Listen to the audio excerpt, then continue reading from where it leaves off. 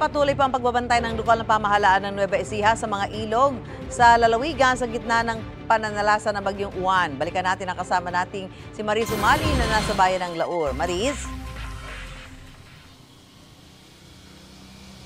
Ate Sue, bahagyan na nga humina yung ulan at hangin. Kung ikukumpara sa lakas ng pagbayo nito kagabi sa kasagsagan ng pananalasa ng Super Typhoon Uwan. Pero hanggang sa mga sandaling ito ay mababanaag pa rin yung ilan sa mga pinsalang iniwan nito. Gaya halimbawa nitong poste ng kuryente dito sa aking lilikuran na humilig na nga dahil nga sa lakas ng hangin. At hanggang sa mga sandaling ito ay hindi pa rin ito nakukumpuni. At ayon sa PDRRMO ay malaking bahagi pa rin ng Nueva Ecija ang wala pa rin kuryente sa ngayon. Malakas na ulan at hangin ang bumayo sa ilang bayan dito sa Nueva Ecija sa kasagsagan ng pananalasa ng Super Typhoon Uwan kagabi. Kahit hindi rito naglandfall ang bagyo. Ang resulta, nagtumbahan ang mga puno gaya sa San Ricardo, Talavera, Homestead, Talavera at Manaknak, Palayan. Kaya ang maraming kalsada papunta sa norte hindi agad madaanan. Agad namang idineploy ang mga tauhan ng PDRRMC Task Force para magsagawa ng clearing operations sa iba't ibang bayan.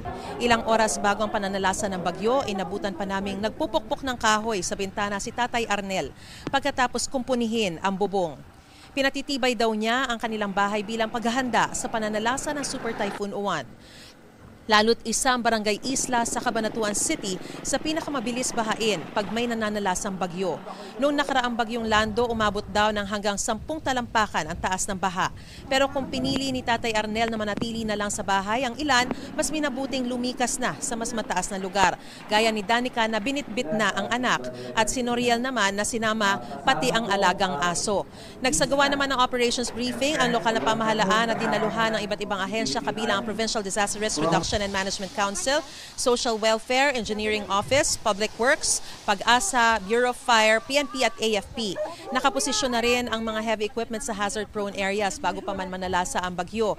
Nagsagawa din ng preemptive evacuation ng mga lokal na pamahalaan, lalo sa mga barangay malapit sa mga ilog at creek, gaya sa Rizal, Gabaldon at Zaragoza, Nueva Ecija.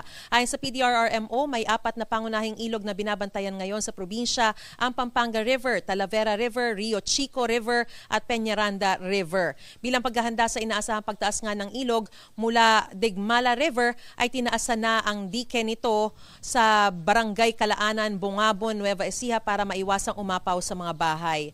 At sa mga sandaling ito ay nagsisimula ng araw umapaw yung tubig doon sa may Pampanga River. At isu sa mga sandaling ito, ang impormasyon binigay sa atin ng PDRRMO ay umabot na sa mahigit 3,000 yung mga pamilya na inilikas o mahigit 12,000 yan na individual. Sila ngayon ay nananatili sa 193 na evacuation centers sa buong Nueva Ecija at nasa 193 rin yung mga apektadong barangay. Yan muna ang latest na sitwasyon mula pa rin dito sa Laur, Nueva Ecija. Balik sa inyo dyan sa studio, Ate Sue.